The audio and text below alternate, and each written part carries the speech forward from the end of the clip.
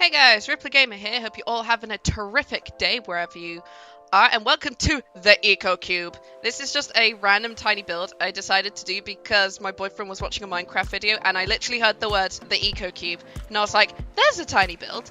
As you saw, the terrain in the house was kind of all set up because I don't know how to use terrains. I don't know how to use it. I can't wrap my head around it. I just end up making peaks and mountains. So I got boyfriend to actually sort out the terrain for me, and he did like a really good job. So thank you. And I just thought I'd do a simple 36 tiled cube. I did have to make the bathroom 3x2 because I can't figure out how to do like a 2x2 bathroom. So for some reason it just doesn't work with me. I just end up making everything all cramped and stuff. But it ended up being really good for the bathroom because it meant I got to put clutter in, which I'm really happy about because I just love putting clutter in a lot of my builds. Although some builds I haven't been using a lot of clutter, although I can't remember the last build I actually did. I think it was the Surfer Shack, but even then, that I just did on my own time. Yeah, that was the Surfer Shack, literally was the last one I did, and even then I had CC stuff. I don't use CC when I'm doing builds for this stuff, obviously, because I want you guys to be able to download it. So, we got a nice, cool, like, little bathroom, very white. I noticed I went with light colors because of the Moschino windows. I wanted like lots of light into this place because I've seen lots of images of actual like tiny builds, not tiny builds, but like actual tiny houses in the wild, like all these nice big glass like windows, and like they're normally in like a foresty area as well because I think they're all over in America, but they look really nice, and sometimes they just work, although you kind of have limitations in The Sims, but it kind of works really well, especially because for this bit I was able to go and get this all to look really good. You just kind of saw something there, just like a flash of the screen for a second. That was just, I don't know, something glitched in my game or in my recording rather. So I don't know what happened there, but obviously using lots of clutter for the bathroom, at least all the little bits, because I wanted to make this look at least lived in at some point. Because it's actually really nice to use a lot of the clutter, especially with this BB move objects thing. You just gotta move all the things around the counters, and then you can just get everything to float. That, I can't remember who taught me that. Was it Simlicy? I think it was Simlicy that taught me that. I've been trying to think about doing shell builds maybe, although I don't have any good shells I can find, and Little Simsies shells kind of scare me because I don't know what to do with them.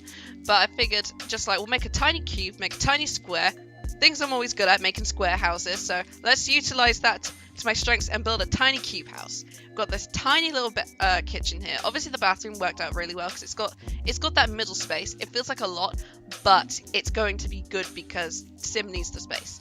Sim needs the space. It is small enough that you can't put a TV in, but I put the Murphy bed in. That Murphy bed, which hasn't killed anyone yet in my games. I don't know why people complain about the Murphy beds always killing their Sims, because it hasn't killed any of my Sims. The damn thing breaks a lot though, so that is why I just barely use it, because it breaks so much. But it was pretty good. I managed to fit everything in. I got rid of the sink there next to the fridge, because there's already a sink in the bathroom. Because I wanted to utilize a lot of the space and save space and not have useless things. 2 sinks in what is basically a 1-person tiny house is not going to be useful. Because this is a tier 2 one because of those 4 extra tiles. I tried to get a tier 1 or tier 3, the tiniest one with 32 tiles, but it's just too small. It was just too small. But I think it worked in a good favor. This is like a really nice tiny little house in general. Looking at this would definitely be useful for a freelancer sim.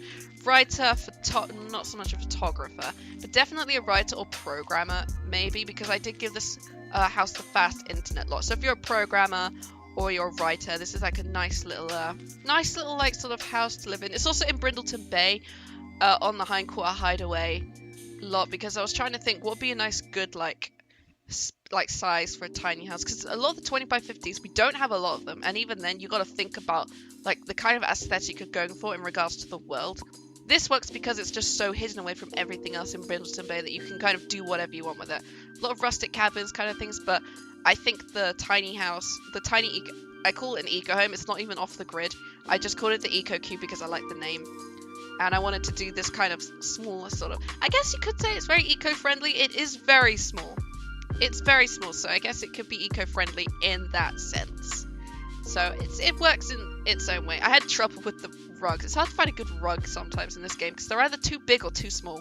You just got to find that perfect size, and that was the city living one that worked perfectly. Then I was looking for these succulents.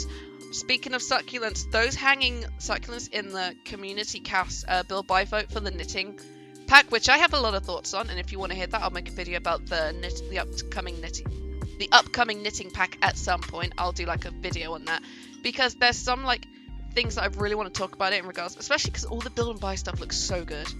And there was just too much to choose from. I want the tiny knitted Grim Reaper. I've not got a lot of my options in the game. Some of the clothes I voted for got in, but not the Viking hat. That still hurts.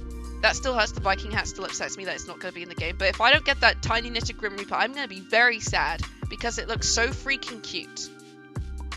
But going on to the outside, I went off on a tangent. Then I can leave that tangent for another video.